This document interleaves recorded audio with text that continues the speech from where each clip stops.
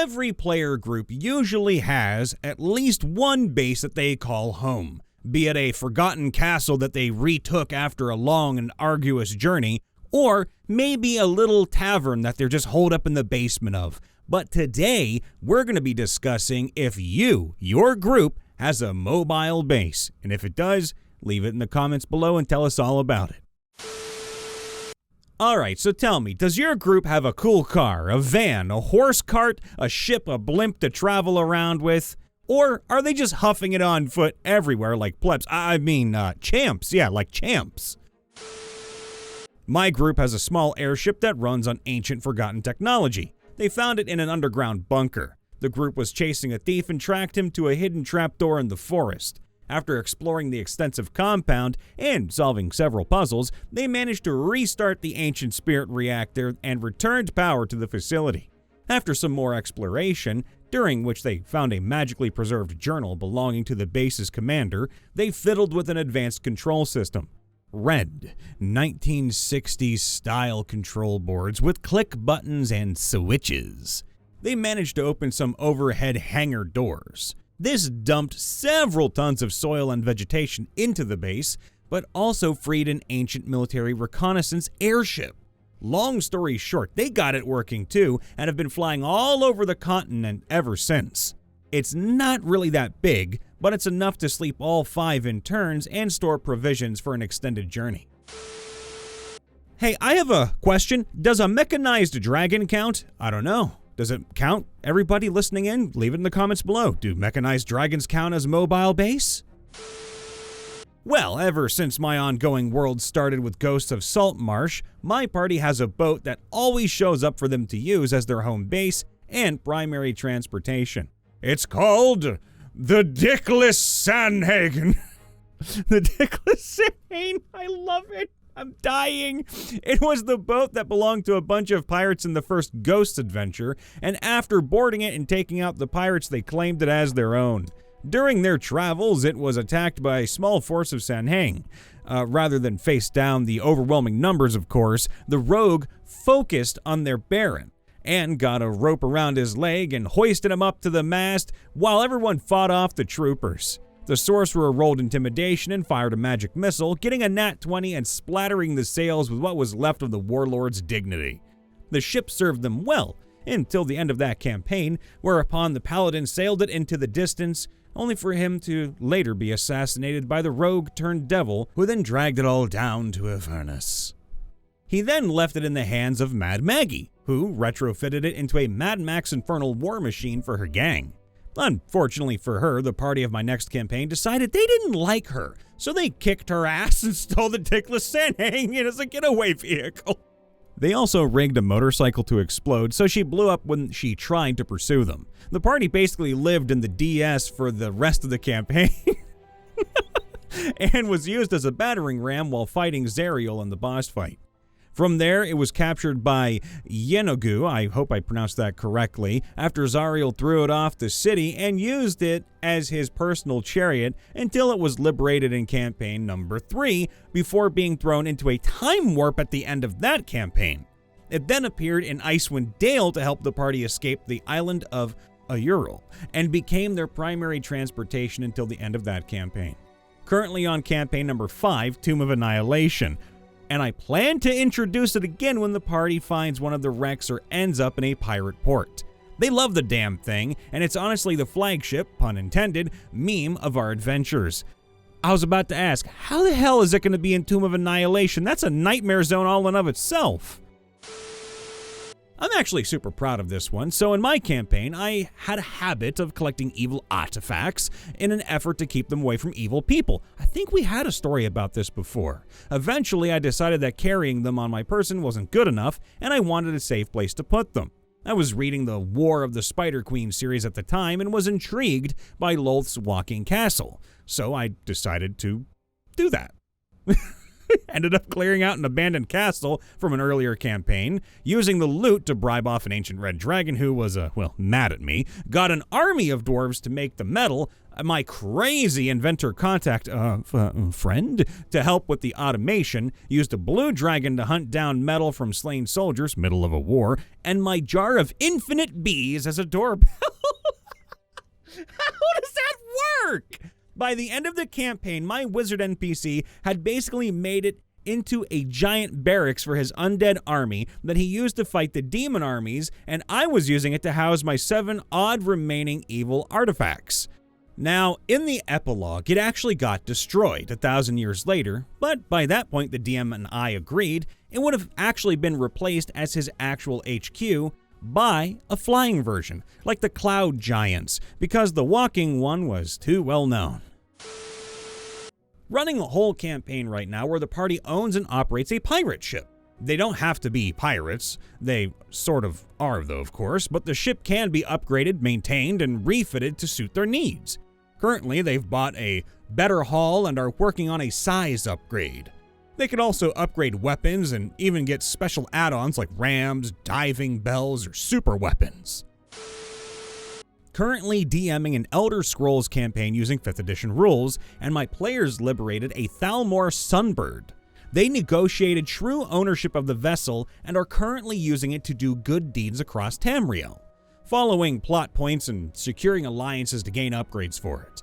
It's also baby pink and named Share the Love. Oh my god. Great party, an absolute pleasure to DM for.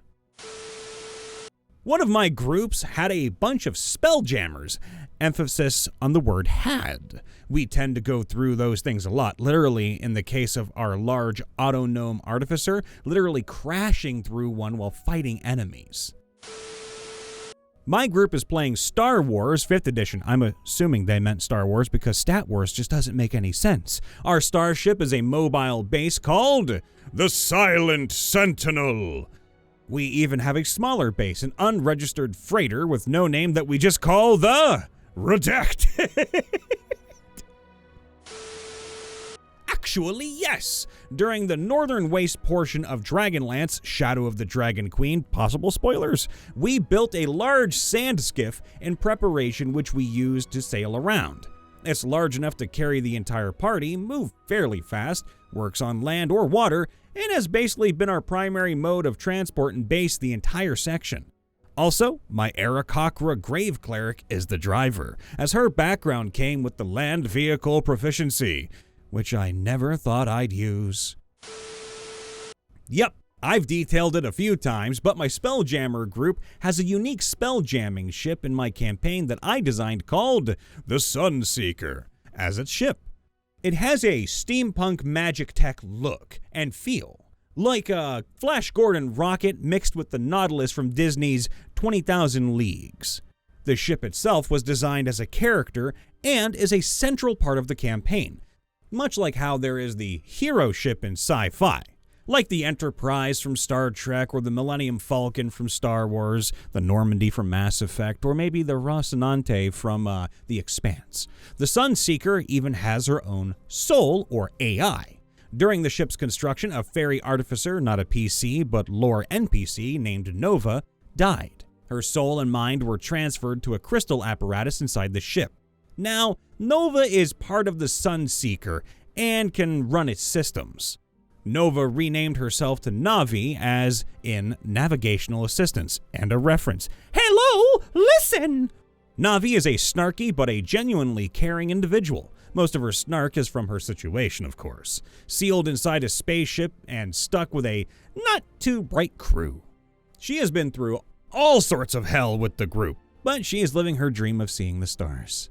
The group adores Navi and the Sunseeker and have gone to insane lengths to keep the ship and Navi safe, including glassing a portion of a desert planet in hopes to escape being captured by astral elves after getting shot down. That's a long story and we need it in the comments. The group also feels for Navi's plight of her soul and mind sealed inside the ship, and the group has a side plan to get Navi a new body and transfer her soul and mind into that. Any sort of spell won't work at this point, so they gotta go adventuring for it. The Sunseeker was built as the first ship, Spelljammer, to leave my group's homebrew version of Toril, who had not had contact from beyond space as far as most folks knew. In the campaign previous, the group, which had a few players go into the Spelljammer campaign, encountered a Spelljammer galleon that crashed from the skies. The wreckage was recovered by basically men in black, quote-unquote, of some unknown organization. The wreckage was used in the Sunseeker's construction, along with huge amounts of experimental magic and technology that the organization brought together in a place simply known as Area 1. The Spelljammer campaign had a one-shot Session 0 prior to the start, where PCs were tested and trained to become astronauts.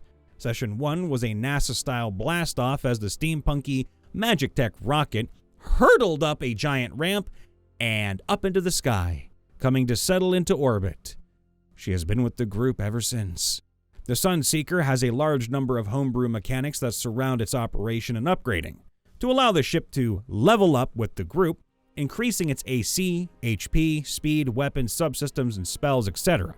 Its main magic nuclear reactor has mechanics attached as well, where you can sacrifice magic items to give the ship spell slots the operator can use for jumping to warp, spell jamming, or the ship's abilities instead of using the helm operator's spell slots. The ship is well armed and armored, although it's not a warship. It has cannons on board to fight other ships and more weapons to upgrade to later. It also has a very powerful prow ram. In the future, there are planned weapons like torpedoes and missiles, think magic missile spell but on Spelljammer scale, with a shield spell to block them as well. It's also even possible to do an orbital strike, or the Sunseeker shoots from orbit and the shells hitting the ground do tons of damage. But I've balanced it so it can't be used indoors or aimed at obscured things, and the shells can seriously deviate and/or miss things they don't want to hit, among other things. One of the players was 5 feet from being atomized by the first, and so far only, time the group has used the orbital strike feature. So yeah, Spelljammer campaign group has a unique Spelljammer with a soul trapped inside it to go adventuring across the stars with. Kinda reminds me of Outlaw Star. Big Bad Evil Guy had a ship crewed by friendly ghosts. We took it! Only someone with one of the 6 rings linked to the boat can see the crew, but they still do what you want even if you can't see them. Before we found the rings, we were just checking the logs to see where the Big Bad Evil Guy had been. As I read out the island's name, the ship dropped sail and set out. The crew are under a curse of sorts. They can only be on the ship or on its rowboats. But they assure us that this is what they wanted. They also think for themselves, too. They hated the Big Bad Evil Guy and decided to abandon him on the island and came looking for us, knowing from listening to him that we were tracking him. So they sailed back to the town he sailed from, hoping to meet us. So yeah, we have a ghost-crewed Brigadine. In my son's Starfinder game, underrated, we bought a 1980s-style van that had been converted into a hover van, threw 3-inch armor plating all over the inside of it, and mounted a Gatling laser turret on the roof. Don't put a railgun on that, it's just gonna fly off. In one combat, we accidentally airdropped it from our spaceship and blew out all the hover thrusters. Jesus. But my character sprinted over to it and hopped in the turret to take out all the enemies that were quickly advancing on us. Side note, Starfinder's rules for running are crazy. If you use a full action to run, you run at 4 times your movement speed in a straight line, so long as there are no obstacles in your way. And my character was an operator who had a 70-foot land speed. So yeah, she can move 280 feet in a turn. She sprinted across an entire stadium and made it to the van in 1 turn. It was kind of ridiculous. Hey everybody, Brian Von VA checking in after the vid. Please make sure to leave a like, subscribe, ring that bell, tell your friends, and of course in the comments below let us know, does your group have a mobile base? We love you all. Please be safe, be happy, and we'll see you next time. Bye for now.